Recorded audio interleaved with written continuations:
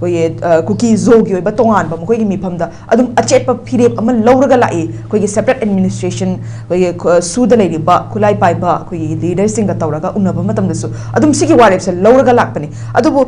mayam se loi yengak pa matam da koi irai bak iram da mase lui haibagi achet pa phirep amaga loina na koi gi hairiba koi kuki zogi MLA sing se koi lengak sembada yawrai sigi mayok da miyamna kana sauning ba ma Pawbagi Erang adumak atoba Erang toki adubu atopa mafam kuki ta mafam singde koi Erang thoi haibagi pawdi takide ado hairiba rally taksiliba khongse kanagumba amagi insel laga chathanbagi mawong ama manbra aduga hairiba numit ini chupna yam kanna chatharaba matungda Erang se lakshin budi lakshin kre adu makhata na makoi gi pambadi separate administration je PD phoba koi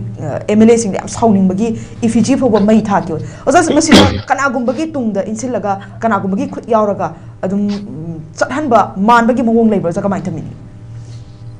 sana khoi gi ihan hamdai no thamjadu se makoi ahum se yamna brave oi haibasima aduga mathan okoi thamjadu sina hala yamna manipur imphal da pulam da basina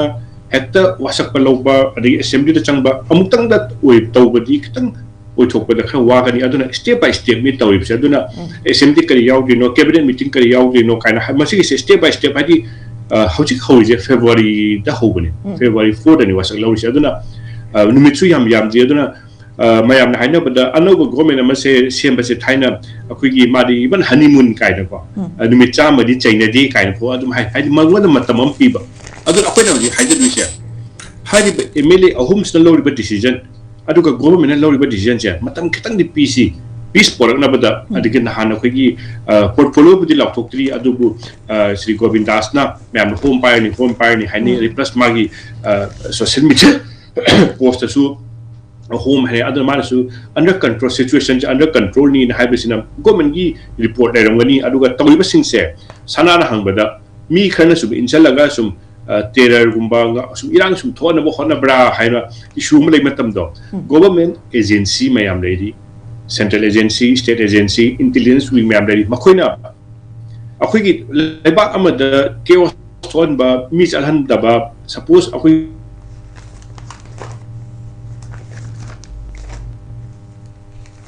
Jura Champuri to Kanda Hanse, Akogi, Hybrid, I'm no idea, Adigi, by pay, Makan Mayam says that Massis Atoba dimension, give classes, Tolakada Habi Kibam Sulayo, Hybrid Adum, the Palm Dev, Aduna and Rang, Akogi deputy minister, Losinarang, kind of the Chapamatamda, not the Harido. Hadi Hana Kuki Naga Kanakriduni, Amatoki, the Masi Kanadi, Aduga Masito Kanda, Akogi Hojik, Jura Champura, Tiny Cookie by the Tokre, 1960s Cookie Mar Tokre. Suma mayam se sum tolak pasina atop sum kamunir ba mi se wakan je ka sai first question aida merit based toxian haji do yamna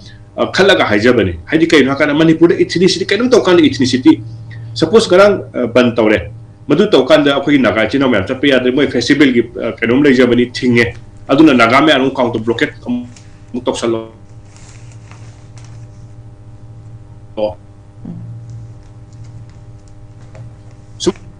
Mai tong na Manipur di Sumoi Oiroi, other Manipur Sukan Kanadi se every leader Maruna Nagagi Achoba Hajik Deputy Chief Minister Weriba Maudagi Yam Citizen NPF ki Hanasu Minister Wira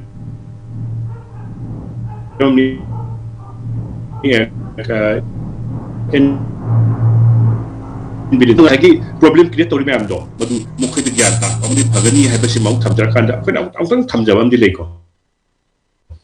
Sum disturb sum factors,